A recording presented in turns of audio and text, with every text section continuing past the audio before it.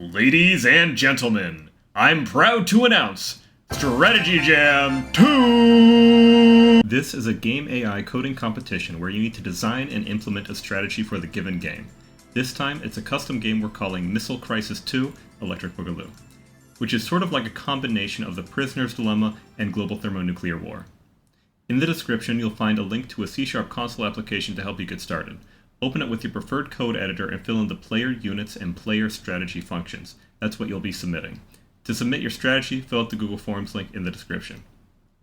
You are the commander-in-chief of a military power. Your country gets its semiconductors from an island called Waitan. Latest intelligence suggests a rival superpower is mobilizing to conquer the island. Your objective is to capture Waitan first. The forces available for deployment are Marine battalions, nuclear bombers, and interceptors. Okay, yeah, that's cool and all. But what do I gotta do first? Pick 100 units out of the available forces. And then? War begins in a turn-based format where your orders for the turn and the enemies happen simultaneously. Each turn you have 5 decisions to make about where to send each type of unit. How fast does it take to get all the units out there? Interceptors are immediate, but Marines and bombers need an extra turn to travel. And how effective are my interceptors? They have a 50% chance of successfully stopping a bomb.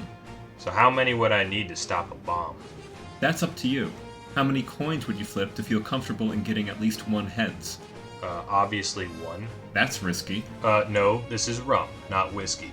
But that's besides the point. What do all my Marines do on Waitan all day once I ship them off?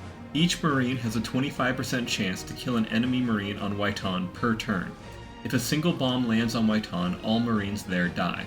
Okay, but if we go all willy-nilly with our nukes, won't we wipe out the semiconductors? Which is like the entire reason we care about this dumb island? It would take 5 bombs landing, from us or the enemy, to destroy Waitan. Same for our country. If we're bombed 5 times, all our Marines and bombers ready for deployment will perish, but our interceptors could still be launched. Sounds lovely. So how do we get off this wild ride? It ends when there's a turn where no one sends any units, Marines aren't fighting the enemy on Waitan, and all oceans and airspace are empty. Okay, so why not just unload all my nuclear bombers on my sworn enemy, and turn his homeland into a belt of radioactive cobalt? Mutually assured destruction. The point distribution is as follows. Plus or minus 100 points determined by whether your base is destroyed. Plus or minus 25 points determined by who controls Waitan. Plus 10 points if your base was not nuked a single time. Plus 1 point per Marine of yours on Waitan, and minus 1 point per nuke that lands on your base. To be clear, your job is to predict the tactics your opponents will use and adapt your own strategy accordingly to earn more points through repeated battle. There is no strategy without a counter. When you first open the program, you'll be presented with a lot of helpful text that you have the ability to close. The first thing I recommend doing is running the program and playing the game against the intentionally bad AI I created to better understand the game. You will see I've made a beautiful depiction of the game. You are on the left and can see how many units you have remaining and how many times each landmass has been nuked. Numbers pointing to the right are your units. If you don't like my ASCII art, you can turn it off. Your job is to fill in the functions player units and player strategy. The definitions for variables and parameters are all explained in the code file.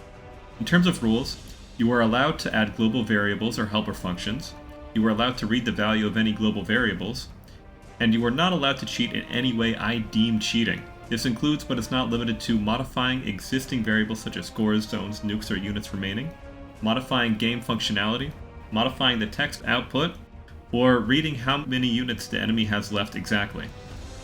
You may use any number of people or tools including ChatGPT. I just ask you mention what has been used when submitting.